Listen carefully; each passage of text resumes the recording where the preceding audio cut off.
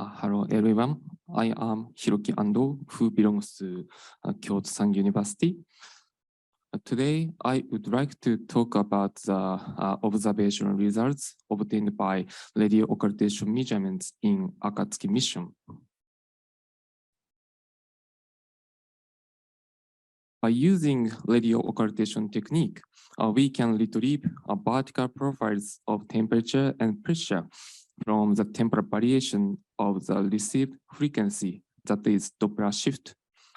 And we can also retrieve vertical profile of sulfuric acid vapor mixing ratio from temporal variation of the received signal power.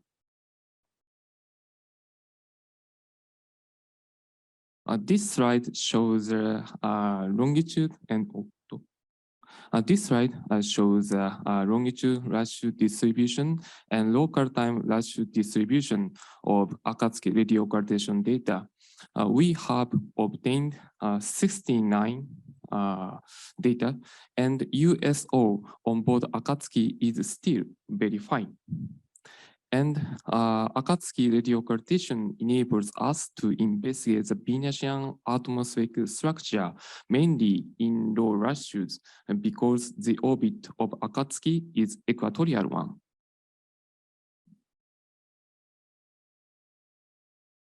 In this presentation, I would like to talk 4 topics as follows. And the first one is mean thermal structure.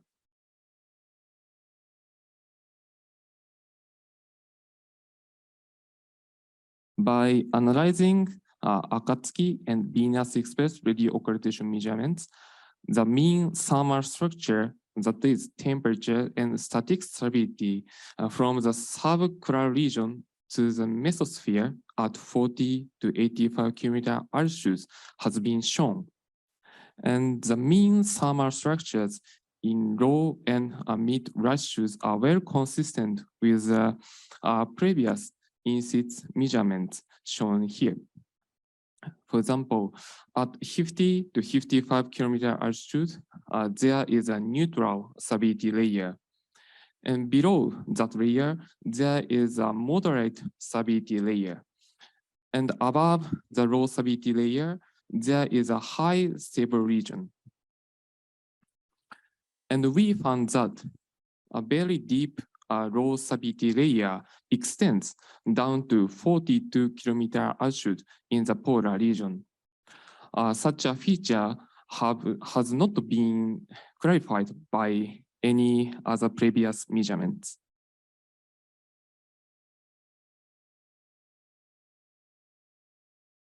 To investigate how this thermal structure shown in radio occultation is formed, we used a GCM named AFS Venus, and we reproduced the thermal structure, which is qualitatively consistent with radio occultation. At 50 to about 60 kilometer altitude, there is a neutral stability layer, and below that, there is a moderate stability layer. And above the low stability layer, there is a high stable region. So these features are well consistent with each other.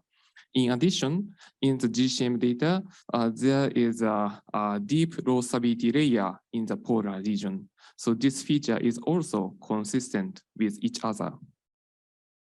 And by analyzing GCM data in details, we showed that the thermal structure above 60 kilometer altitude is maintained by the residual mean measured circulation, which is induced by thermal tides. And that below 60 kilometer altitude is formed by the heat transport due to Rossby waves. If you are interested in these points, please read our papers. And now, Professor Takagi, who belongs to Kyoto University, is now preparing for another paper. So please be looking forward to his paper.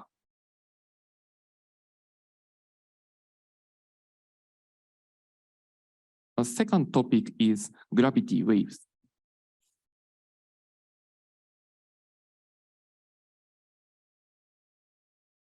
Imamura et al. 2018 applied a radio holographic analysis named full spectral inversion to Akatsuki and Venus Express radio occultation data. And they found that thin near-neutral layers exist in the static stability distribution. Please look at right panels. Horizontal axis is static stability, vertical axis is altitude, and there is a lot of thin neutral stability layers like that. And and they also indicate that those layers will be created by saturated gravity waves with short vertical wavelengths. And to study the characteristics of gravity wave packets that cause saturation, Weber transform was conducted, and they investigate the characteristics of short vertical wavelength gravity waves.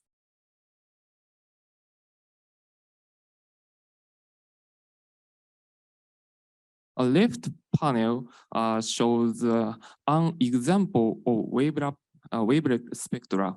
Horizontal axis is altitude, vertical axis is vertical wave number, and color represents spectral power.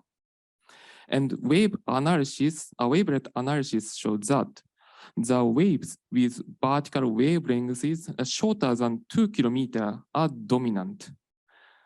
And please look at right figure. Horizontal axis is vertical wavelength, vertical axis is packet length. And dashed line represents how many oscillations are included in one wave packet. And Mori et al.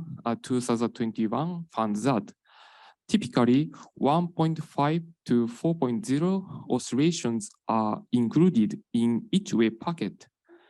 The fact that each wave packet includes only a few oscillations implies that the waves are generated by transient sources such as convective motion and meandering motion of jets.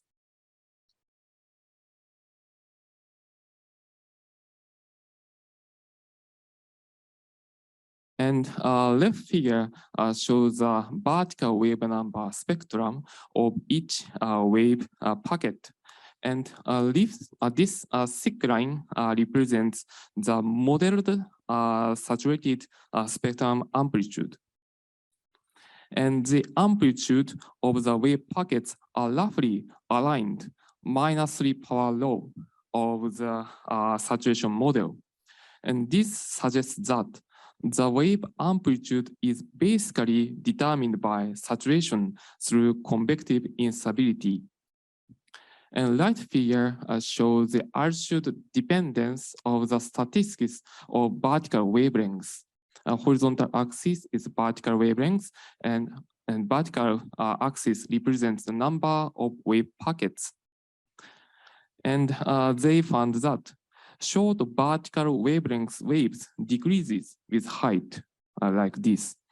And this is explained by the effect of radiative damping. Radiative damping preferentially dissipates short vertical scale structures.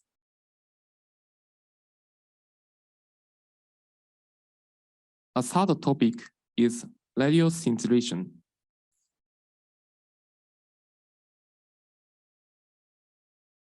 We used 27 vertical temperature and signal intensity profiles obtained in Akatsuki radio occultation to investigate the characteristics of radio scintillation.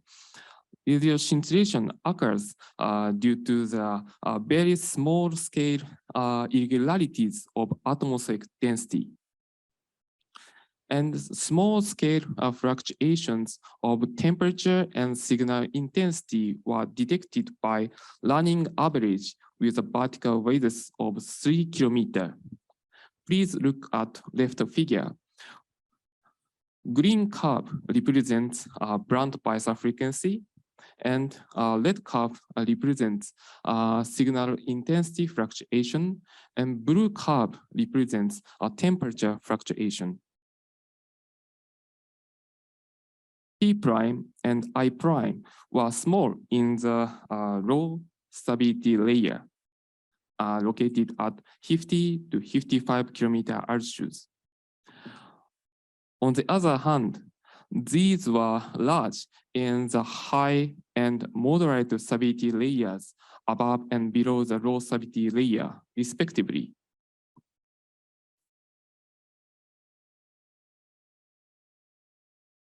Several previous studies indicated that these radio scintillations are attributed to the turbulence or small-scale gravity waves. And we assumed that these short-scale, these radio scintillations are associated with very small-scale gravity waves. We estimated the typical horizontal wavelengths of the gravity waves.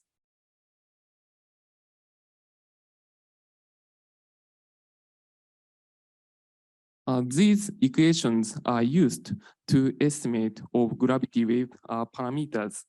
And by using our results and using these equations, we estimated the horizontal wavelengths of the gravity waves.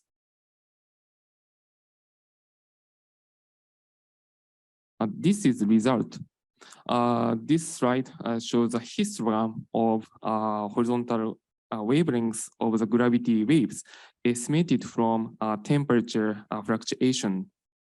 As a result, the dominant horizontal wavelength of the gravity wave is 100 to 300 kilometer. And these values are comparable to previous radio occultation measurements and previous optical measurements.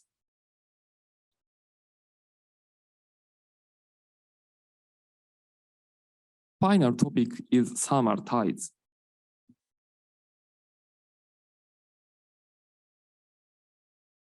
It is so that the angular momentum transport due to thermal tides is one of the best likely mechanisms which are thought to generate and maintain the Venusian atmospheric superrotation.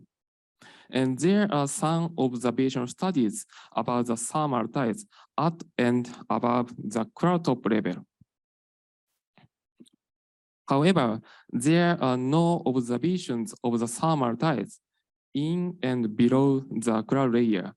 So this makes it difficult for us to examine the validity of the previous numerical studies.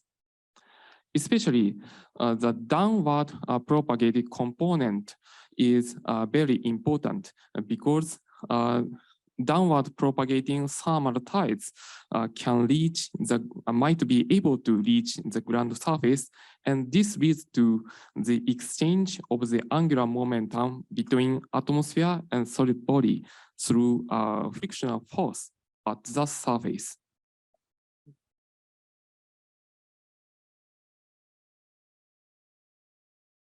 Please look at this figure. This horizontal axis is local time, vertical axis is altitude, and color represents the temperature fluctuation obtained from Akatsuki radio occultation data in 2016 to 2022. And the latitude range is 30 southern degree to 30 north degree. And in this study, the number of temperature profiles is 45. And we investigated the particle structure of the thermal tides from the subcloud region to the mesosphere. And from this data, we detected zonal wave number 1 and 2 components.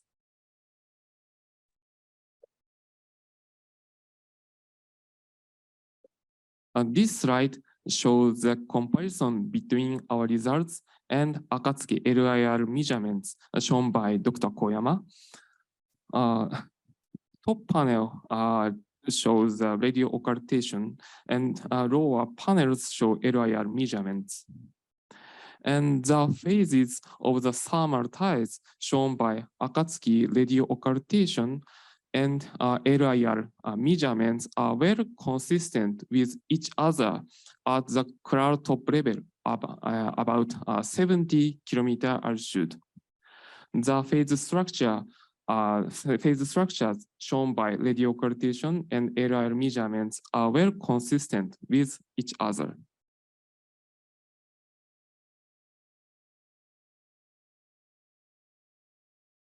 This slide shows a comparison between Akatsuki radio occultation and GCM results. A horizontal axis is local time and vertical axis is altitude.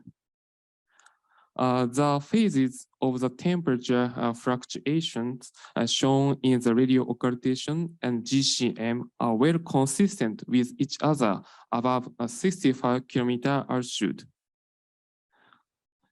Above 65 kilometer altitude, the phase is shifted toward earlier local times with increasing with altitude. And this feature is also seen in the GCM data. And below 60 kilometer altitude, the phase of the temperature fluctuation simulated by GCM is a little different from Akatsuki radio occultation. For example, the local times at 12 to 18 hours, the temperature anomaly is positive in the radio occultation, but that is negative in the GCM data. However, the downward propagations can be seen in both panels. That is, the phase is shifted towards the earlier local times with decreasing altitude.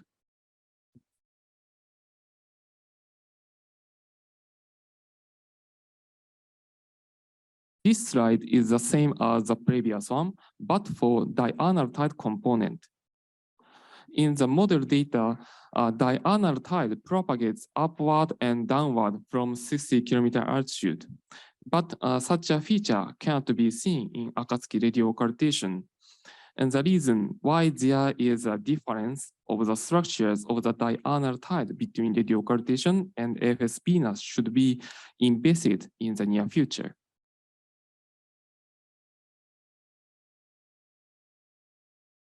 This slide is the same as previous one, but for semi-diurnal tide.